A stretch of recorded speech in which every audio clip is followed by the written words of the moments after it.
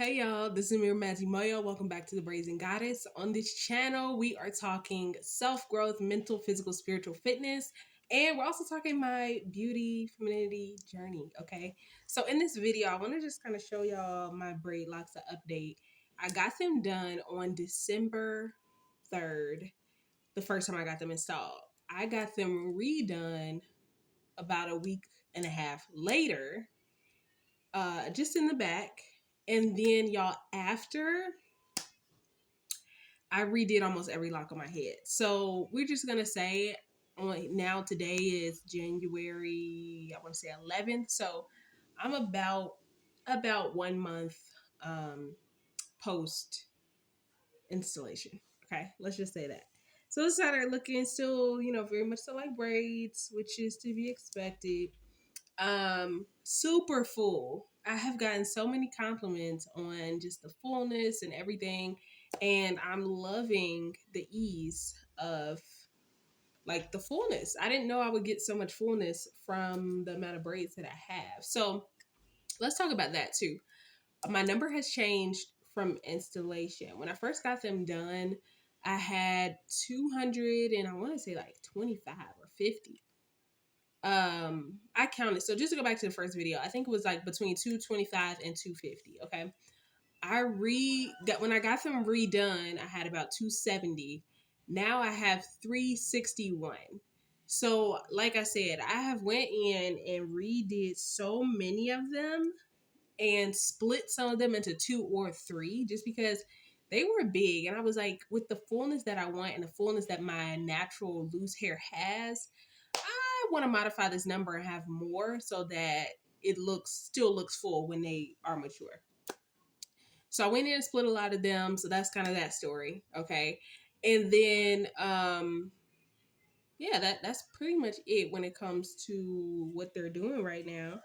I haven't seen any changes in them so far, but like I said, this is like a month and less than a month for some of these braids. But some are unraveling a little bit.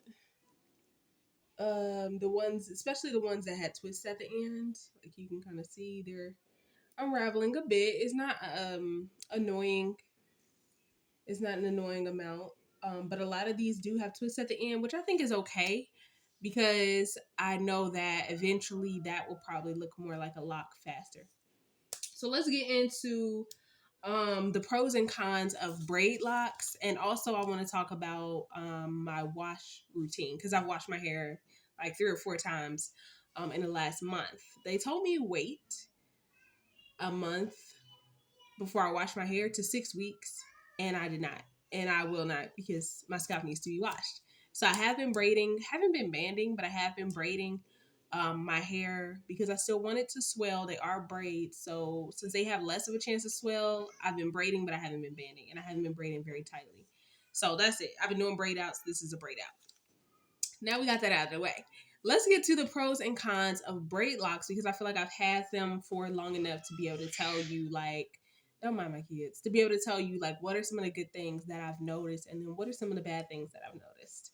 Okay, because I've been doing extensive YouTube university research. So let's get into it. So the first pro of braid locks is that you can have any number. Okay, like I said, I have 361, but there are people who have 500 and their hair is absolutely beautiful. There are people who have 200.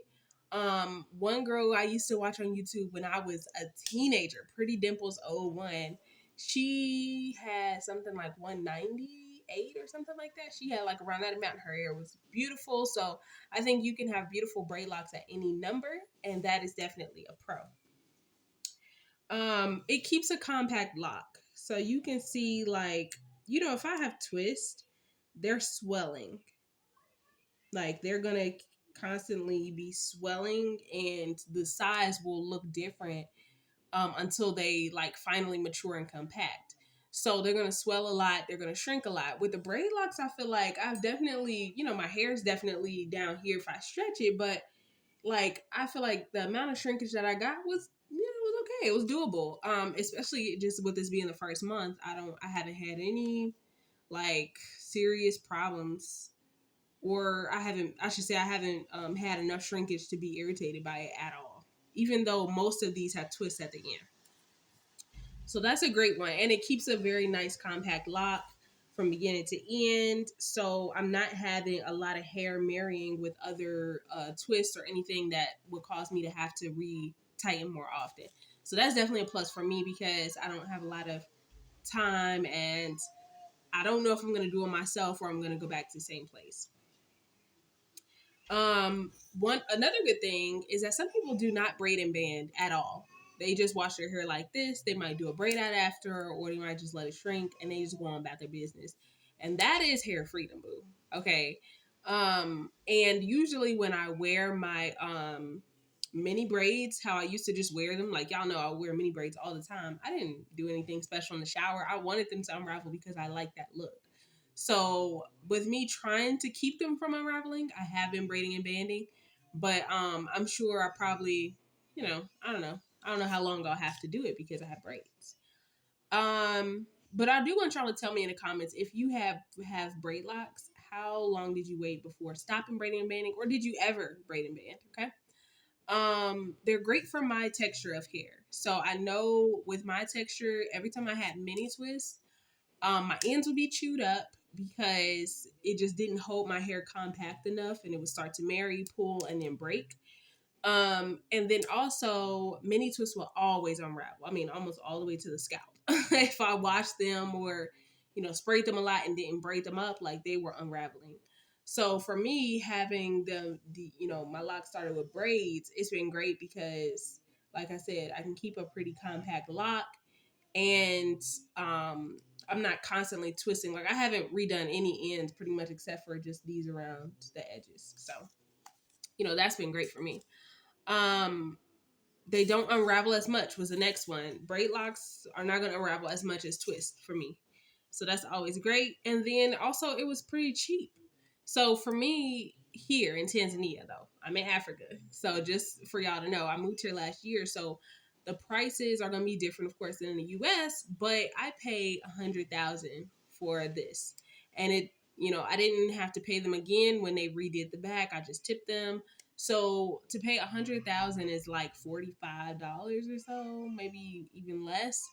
And I'm sure in the US I would probably pay like $200 probably for my hair to be braided like this. So that's definitely a pro because if I were to get sister locks or even if I were to get Microlocs and get 361 of them, I would probably be paying $400 to $500. And they would probably say they wanted to start them with twists, which would be unraveling for me. So that was definitely a pro. And then I have a few cons. The cons are that they keep a braid pattern for a long time. Just based on my research and my experience. Last time I had locks, they were traditional locks that were probably bigger than my thumb or about the size of my thumb. And I had a lot of them and they were all the way down to my butt. So they were braid locks. They were 10 years old and I still had braids at the end. Like I still had maybe about that much at the end that was braided. So just keep in mind that you may still have a braid pattern, but I have had people say that they like my locks and it's only been a month. So we'll see how long it takes this time, especially with a lot of it twisted. Another con is they still can unravel. So as you've seen, like especially with the small ones around here, like this one's unraveling, you know. You can see they do unravel a little bit. But they've held up with me braiding and banding. So they do still give a little bit of unraveling, but it hasn't bothered me so far. Another con is people usually eventually redo their locks and they will put twists. They will twist it or they will interlock it. After a while, they get tired of looking at the braid pattern. And I have seen where it's like the flat braid pattern and then you have this like thicker, juicy interlocked pattern from like here and then the braid from like here down. And it does kind of look crazy. But hopefully with me doing stuff like these braid outs and stuff, it will camouflage that for long enough that after maybe 2 years or so, it won't matter. So we'll see. And then the last one is that some people are still braiding and banding their braid locks. And for me, I am still braiding and banding my braid locks because of my unraveling problems. I don't want to have them unravel and then have a lot of bunching. So I have been braiding and banding and probably will continue for a while, maybe for a year or I don't know. We'll see, I guess. But that you do, some people do still braid and band. Now, I did talk to one person on Instagram who never did and said that that for their texture with braids, they don't have to braid and band. So that was cool. But I know for my texture, my hair is like a 3C, some places 4A, and I definitely feel like I should. I just feel like I should. So that's it, y'all. That's my 1 month ish update. And that's also the pros and cons of Braidlocs so far. I hope you enjoyed this. I hope that you keep tuning in for my journey. Subscribe and make sure to like this video. If you want to see more videos on my Braidlocs and on other topics having to do with mental, physical, and spiritual fitness. And I will see y'all in my next video. If you want to see my hair, let me show you how it's looking. I have my curtain closed, so I don't know if you can see it that well, but you can definitely see they still look like braids. But I'm loving the fullness, y'all. So yeah, that's how everything's looking. Hope y'all enjoy it. See you in the next one.